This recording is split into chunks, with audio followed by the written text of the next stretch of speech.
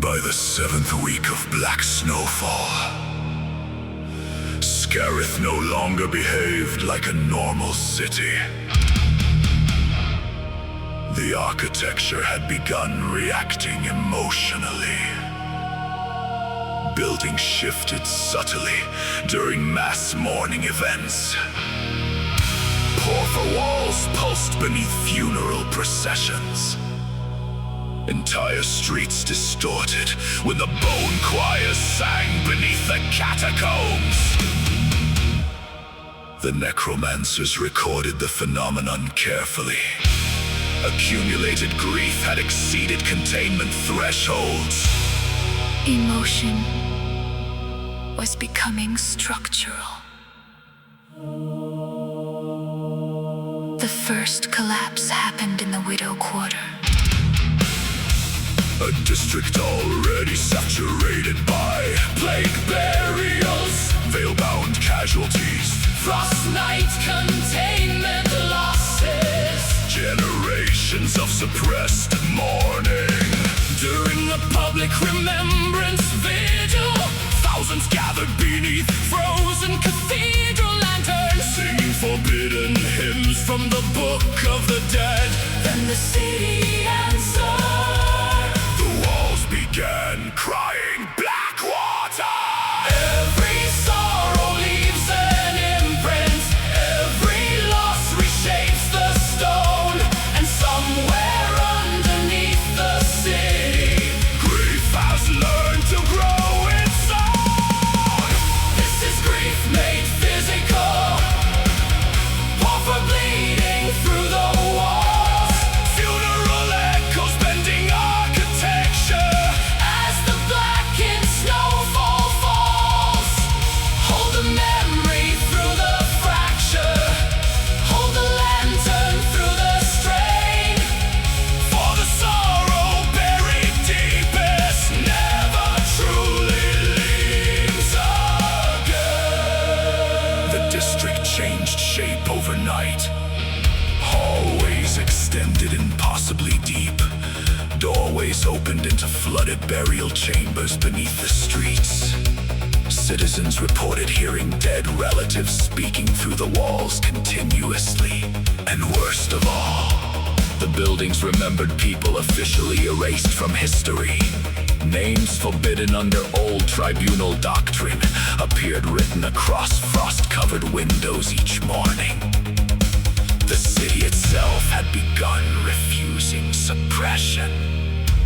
The Frost Knights escalated containment immediately. Black ice scripture barriers rose across entire neighborhoods. Resonance curfews became mandatory. Public grieving rituals were outlawed completely. Because every collective emotional event intensified the distortion.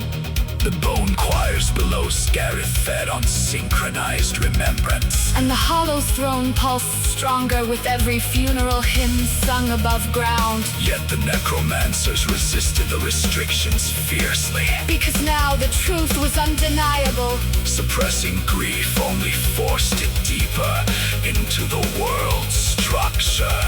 what civilization Buries emotionally. the world eventually carries? Physically, and beneath Scarith, sorrow learned how to shape stone. The necromancer returned to the Widow Quarter after the collapse. Snow drifted through cracked cathedral rooftops, while black resonance veins spread visibly through the streets. The city felt alive now. Not metaphorically, breathing beneath the architecture.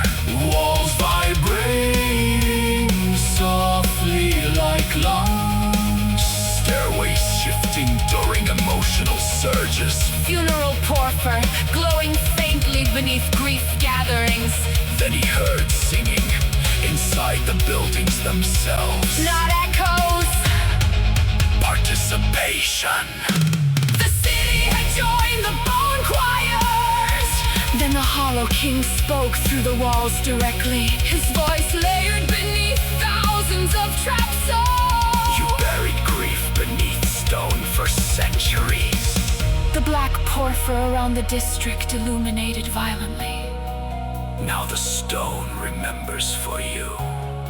The necromancer collapsed against a cathedral pillar, trembling. Because suddenly he understood the true scale of the catastrophe. Scarith was no longer merely haunted. The city had become a resonance organism constructed from Accumulated mourning, unfinished death, suppressed memory, trapped souls beneath the veil. and the hollow throne sat at its center. Like a beating heart, The walls keep mourning. The city keeps changing. Somewhere beneath the black snowfall, grief continues, becoming real. this is grief made physical.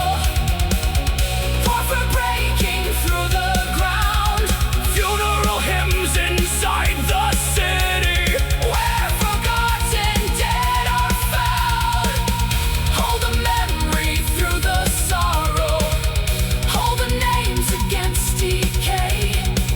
For the pain we bury deepest. Always finds another way. The city itself had begun mourning. The walls of Scarith carried centuries of suppressed grief. And the necromancers realized the hollow throne was turning sorrow into architecture.